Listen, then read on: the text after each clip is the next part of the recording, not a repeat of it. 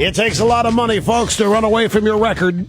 It takes gazillions of dollars to run away from your record. That's what Obama has to do. Even the Washington Post, in their poll story today, has this little passage, shall we say.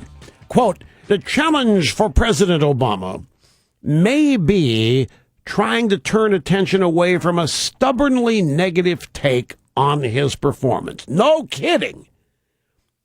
The challenge for the president might be trying to turn attention away from a stubbornly negative take on his... Hey, Washington Post, why is there a stubbornly negative take on his performance? Is it perhaps because his performance has been drastically negative?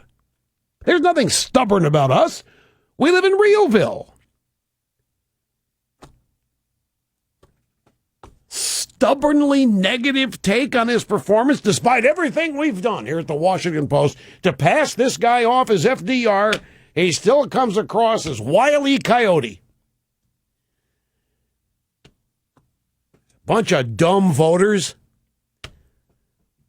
He just said it again. He's out there now. He said it again to the kids at a community college in Iowa. He's out there decrying Romney and Republican policy. He said, we tried it their way through most of the last decade and it didn't work. We tried it their way. It's 3.5 years of his way, our way. In 2006, unemployment under 6%, deficit $160 billion. We tried it their way. That's the 2008 campaign. We tried it their way. Well, can you imagine if Obama's reelected? Can you imagine the mess he's going to inherit? And then who's he going to blame that on? I know the answer. Here's Laura in Manalapan. Is that New Jersey? Yeah. Welcome to the program. Great to have you here. Such an honor to talk with you, Rush. I've been listening to you for so long. 20 years this November.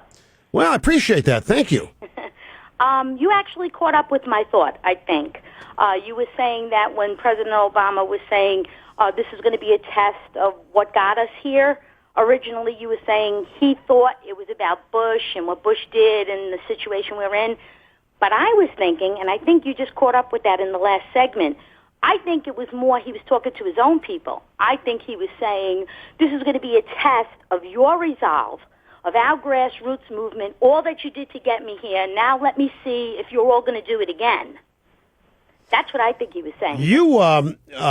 You could be right. And it's entirely possible I have to catch up with you today. Well, I just, one other question I have. Yeah. Something a little different. Why isn't anybody ever go after Pelosi? I always hear these phone calls coming in about how bad San Francisco is and the crime and this and that. Why doesn't anybody ever zoom into her territory? Because it's just a mess over there. And really take her to task. People in San Francisco don't think there's anything wrong. That's Oakland that's in trouble. San Francisco, there's no problems there.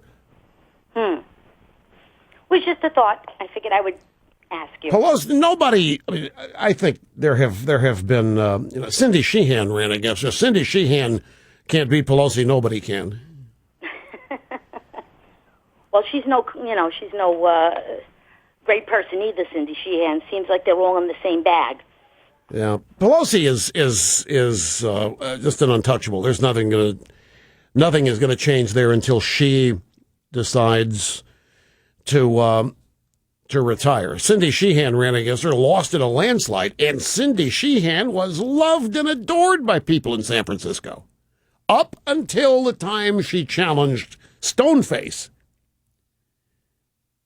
And then she quickly lost favor, and they forgot everything they loved about her. And Sheehan hasn't been the same since. Have you heard from Sheehan since that happened? She hasn't been the same. Okay, folks, another obscene profit timeout here on the EIB network. 83% of doctors, it says here, have considered quitting over Obamacare. 83%. Back in just a second.